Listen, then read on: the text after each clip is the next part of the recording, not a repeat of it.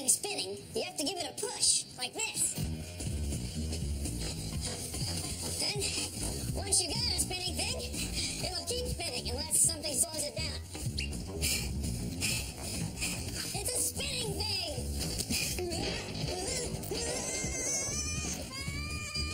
Bill Nye the Science Guy. Bill Nye the Science Guy. Bill Nye the Science Guy. Science rules. Bill Nye the Science Guy. Inertia is a property of matter. Bill Nye the Science Guy. Bill Nye the Science Guy. Brought to you by Tops. For winning in spinning, Tops are tops. Bill? I was just spinning. Well, it looks like you could use a spin yourself. See, things can move like this and get closer. Or they can move like this and get farther away. They can move to the left, or they can move to the right.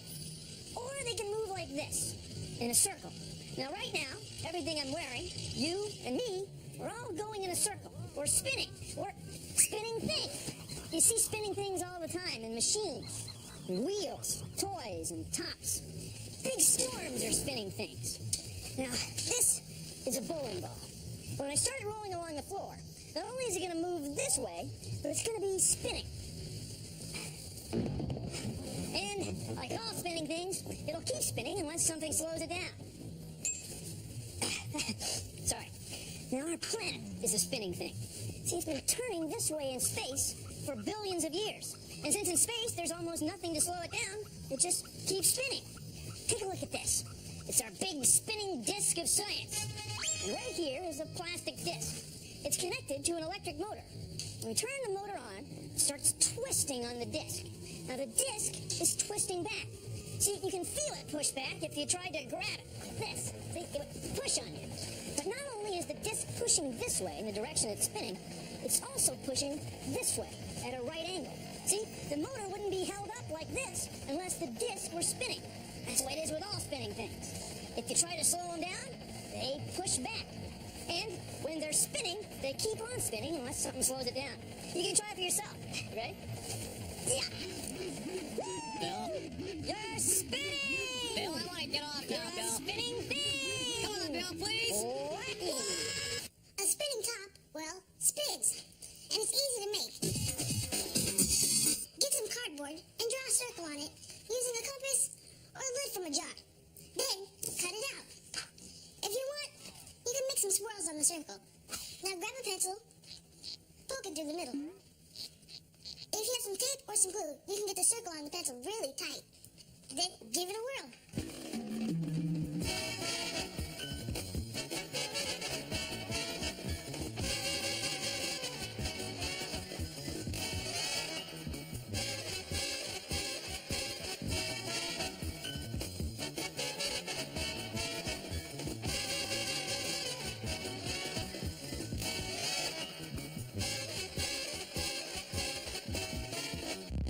Okay, man, I gave him a spin.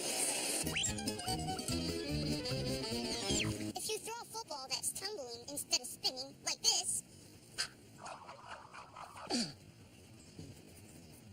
it's hard to catch. But if you grab it like this and throw it so that it spins, it flies straight. The ball spin makes it stable, and since it's going straight, it should be easy to catch.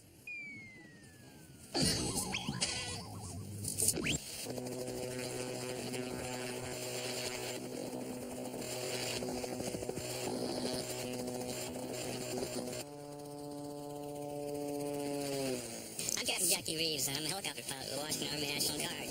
This is the machine I fly. A helicopter. This is kind of cool machine. It's got things that go around, like this big rotor here.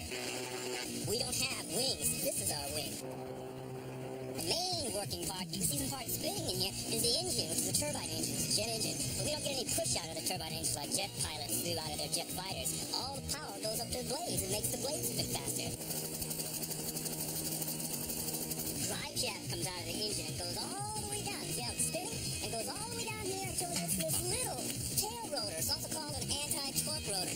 this is a very important part. It's like a rudder on a boat that keeps the helicopter going in the straight direction. Without this working while we're flying, the whole fuselage or the body of the helicopter would spin. It gets spin uncontrollably.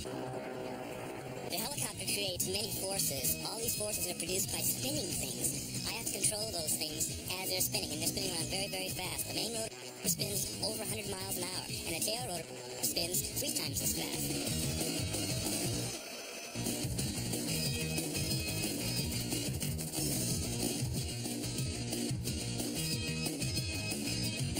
Right now, this ball is spinning around in a circle, and I'm pulling on the rope.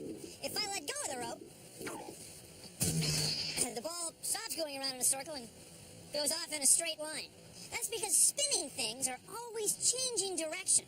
Now, take a look at this. Here's a dot on a spinning disc.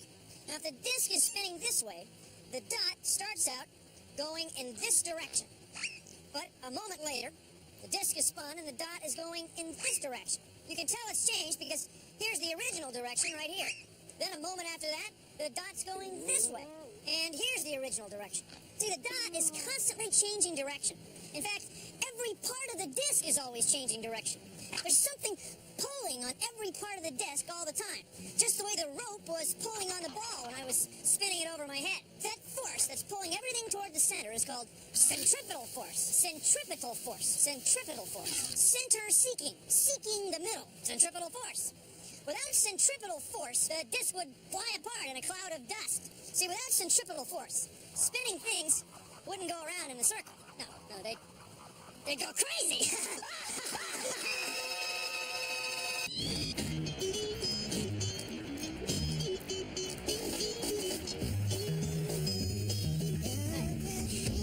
When you're in a car going in a circle, the car is pushing on you. As the car turns, part of the car, the seat belt, is holding you in. The car is exerting what we call a centripetal force, a force toward the center. So right now, the door is pushing you to the center, exerting a centripetal force. The car is pushing on you, pushing you in a circle. See, so it feels like you're pushing on the door, but really, the door is pushing on you. The force that you feel pushing on the door is what we call centrifugal force. But in a way, there's no such thing. Centrifugal force is what we call a fictitious force, or not a real force. See, because really, the door is exerting a centripetal force, even though it feels like you're exerting a centrifugal force. If the door weren't pushing on you, well, then you go off in a straight line. Here.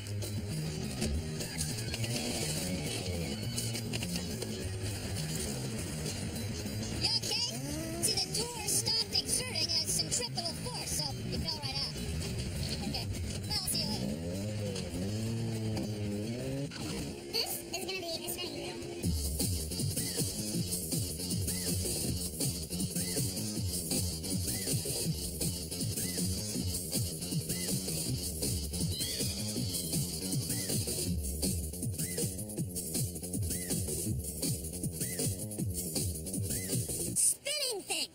Spinning thing like the Earth is going around in a circle. And it's going around in almost a perfect circle around the sun. That's because there's a force pulling it toward the sun. That's gravity. It's a centripetal force toward the center. Centripetal force. And there's a centripetal force of gravity that's holding the Earth in a ball. If the Earth weren't being centripetally pulled in, well, it would fly off into space in a cloud of dust. Ha!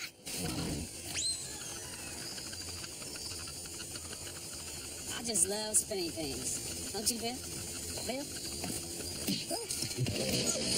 Bill? You all right, Bill?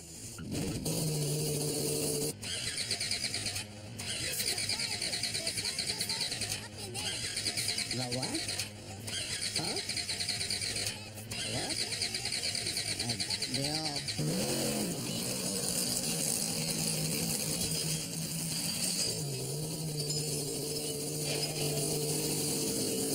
This flywheel helps you make pottery. It's so big and heavy that once it starts spinning, it needs only an occasional kick with the foot to keep it spinning smoothly.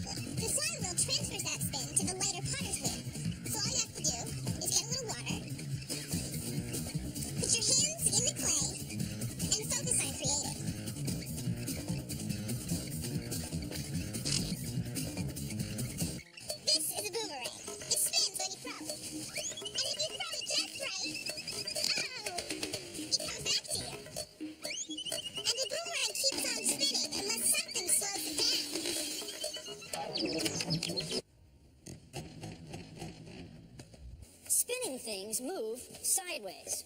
Please consider the following.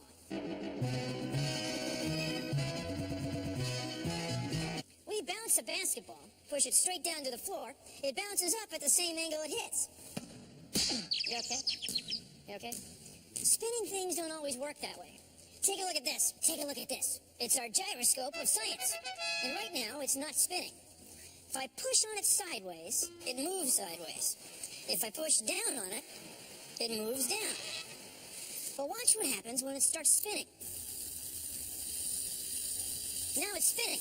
Watch what happens when I push on it sideways. When I push sideways, it moves down. And watch what happens when I push down on it. It moves sideways. If you push on a spinning thing, it will push back at a right angle. Now you can really see it with a flying disc. A flying disc is a spinning thing. And spinning things push back sideways at a right angle. So if you want to make it bounce off the floor, you hit it on the side. If it's spinning this way, you hit it on this side, and it will twist and go up like that. There. Now, if it's spinning the other way, then you have to hit it on the other side to make it twist and go up. See? Right up. See, when you push on a spinning thing sideways, it pushes back sideways at a right angle. Because it's a cross product of two vectors. First of all, you get the spin vector of the disc like that. Then you have the torque vector of getting the forward like that, which would be like that. So then you cross the spin into the torque, and you get a new vector out this way. See, and that's the vector of it nosing up. See, anyway, it's a cross product of vectors. Anyway, thank you for joining me on Consider the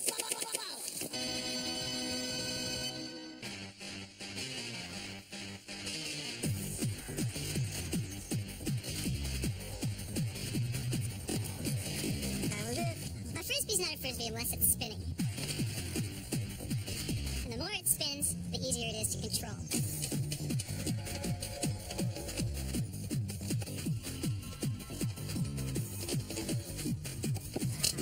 Both in how far you can throw it, or if you want to do tricks.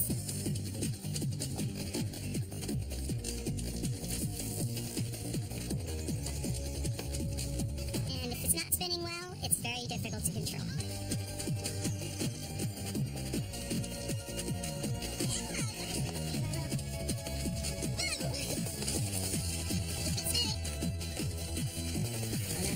Solid spin, you just gotta keep it spinning. Archie, can you pass the ketchup, please? But Dad, I can't reach the ketchup. Richie, pass your father the ketchup. But Mom, I just told you I can't reach the ketchup. Use the spinning thing in the middle of the table, Richie. What do you mean? Just spin it, Richie. Spin it.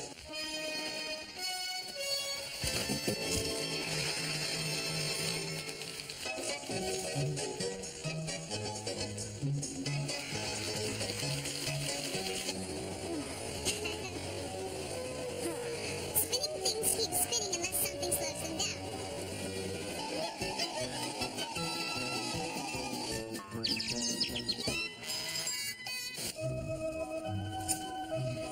When a skater starts spinning, he has his arms far away from his body.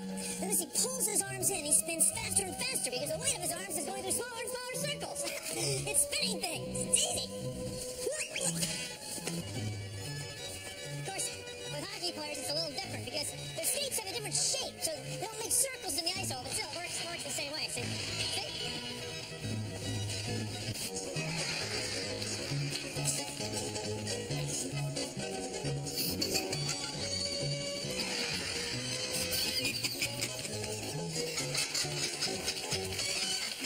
See, if the skater's arms are far away, will slow down because the weight is more spread out. The arms are close, will speed up because the weight doesn't have such a long distance to go for every circle that you make in the spin. You see a lot in skating because people are always fighting against the forces. Launch push back like a gyroscope on the next open windmill. Spinning things don't have to be round. They can be almost any shape. But when something's spinning, almost every part of it is moving in a circle. That's why a ball, which is a circle in every direction, will roll over a spinning thing like this very easily, even though these spinning things have pretty unusual shapes.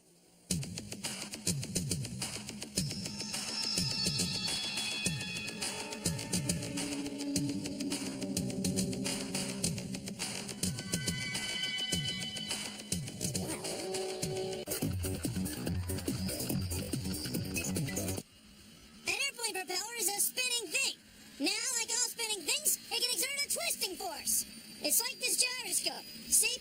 Once it's spinning, it twists. It exerts a torque. See how the spin makes it fight back? See, you twist it one way, it twists back the other way. The same thing happens with an airplane propeller. As the airplane turns, the gyroscope turns with it, and it'll fight you. So, when you design an airplane...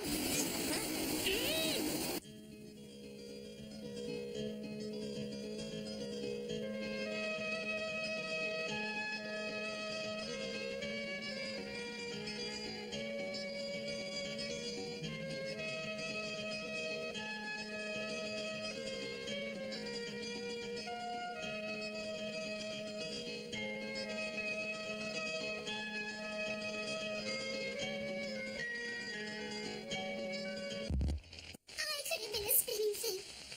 I would have spun and spun, spun and spun.